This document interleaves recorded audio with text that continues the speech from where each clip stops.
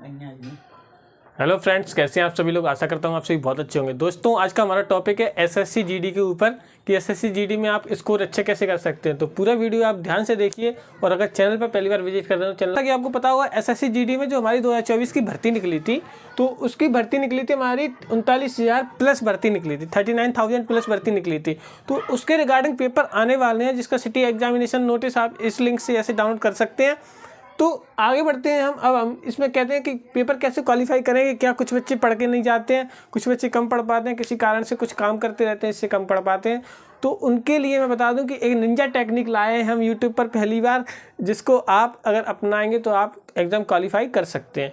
तो जल्दी से इस वीडियो को आप अपने फ्रेंड्स में शेयर कर दीजिए जिससे उनको भी इस टेक्निक का पता चल सके। चलिए हम देखते हैं। दोस्तों, जैसा कि आपको पता होगा सिलेबस हमारा एसएससी जीडी का कहता है कि मैथ, रीजनिंग, जीएस और हिंदी। इसमें हिंदी और इंग्लिश 2 पोर्शन होते हैं। आप जो भी चॉइस करेंगे वो आपका रहेगा। सारे क्वेश्चन आपको पहले आपको वो ऑप्शन चॉइस करना पड़ेगा जिससे कि आपको लगता है कि सर ये मेरा रॉन्ग है, ये तो ऑप्शन हो ही नहीं सकता। ऐसे ऐसे आप हर एक क्वेश्चन को एलिमिनेट करते चले जाएंगे तो आपके पास जो लास्ट ऑप्शन बचेगा तो वही आपका आंसर हो जाएगा। अब फिर भी आपको नहीं आ रहा कि मेरे को तो चॉइस ही नहीं पता चल रहा कि कौन सा गलत है कौन सा सही है, तो इसके लिए आप अगर सी ऑप्शन को टिक करेंगे रीजनिंग में, जीएस में अगर सी को आप टिक करेंगे तो इसके 70% चांस है कि ये आपका सही हो जाए। 70% चांस है आपका ये सही हो जाए। अब हम आते हैं हिंदी में। तो हिंदी हर बच्चा बना लेता है, 2 या 3 क्वेश्चन ही फंसते हैं जो कि वो टेक्निकल होते हैं तो नहीं बना पाता। अब नहीं बना पाता तो उसके लिए अब डी ऑप्शन सबसे बेहतरीन रहता है कि डी ऑप्शन को अगर आप चॉइस करेंगे तो आप इसको निकाल ले जाएंगे। अब हम आगे बढ़ते हैं कि सर ऐसा हम तुक्का सारे ऑप्शन पर क्यों नहीं लगा सकते हम सारे ऑप्शन पर तुक्का। तो हम तुक्का इसलिए नहीं लगा सकते क्योंकि यहाँ देख रहे हैं आप 1/8 की नेगेटिव मार्किंग भी 1/8 की क्या है, नेगेटिव मार्किंग है।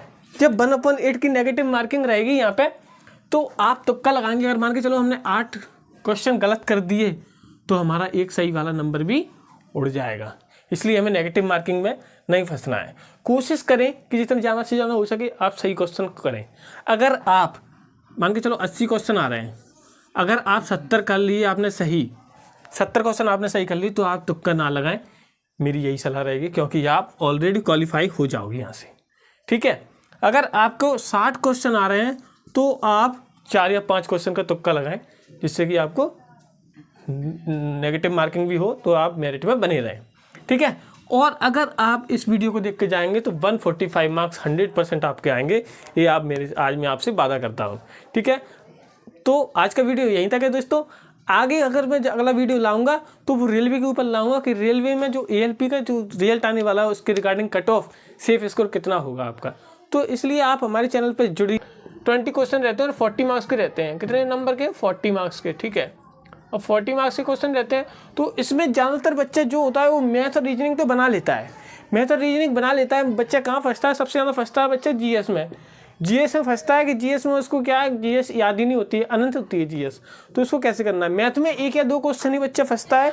तो उसको अगर आप तुक्का लगाना चाहेंगे, तुक्का, अगर तुक्का बोले तो एक्कड़ बक्कड़ बम्बे बोल करके लगाते हैं वही, आई थिंक। तो उसको लगाएंगे तो आप अगर ऑप्शन सबसे पहले आप वो ऑप्शन एलिमिनेट कीजिए जो कि आप गलत लग रहा है आपको। मान के चलो डी गलत लग रहा है तो आपने डी गलत कर दिया तो आपके पास ऑप्शन कितना बचा? 3 ऑप्शन बचा। अब 3 ऑप्शन में से भी आप इस ऑप्शन में अगर बी को चॉइस करेंगे तो आप बहुत फायदे में रहेंगे, क्योंकि मैथ में हमेशा बी ऑप्शन सबसे ज़्यादा देता है। किसी भी एग्जाम में आप जाएंगे तो अगर 50 क्वेश्चन है तो उसमें से 30 क्वेश्चन बी ऑप्शन के राइट रहते हैं।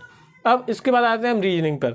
रीजनिंग में बच्चा अगर थोड़ा सा भी पढ़ लेना तो कंपटीशन में बच्चा आता ही रीजनिंग की वजह से है कि रीजनिंग ईजी रहती है, वो मोटिवेट होता है रीजनिंग से। और रीजनिंग को अगर थोड़ा भी ध्यान से पढ़ ले तो रीजनिंग को वो निकाल ले जाएगा, अगर रीजनिंग में फिर भी तुक्का लगाना है हमें तो ऑप्शन ए आपके पास सबसे बेटर रहता है आपके पास ऑप्शन ए। अगर आप ऑप्शन ए लगाएंगे तो इसके 80% चांस हैं आपके कि बिल्कुल राइट हो जाएगा ऑप्शन। इसके बाद आते हैं हम जीएस में। तो सर आप जीएस में कहें कि सर आप कैसे पता करेंगे, तो जीएस में कोई ऑप्शन नहीं रहता।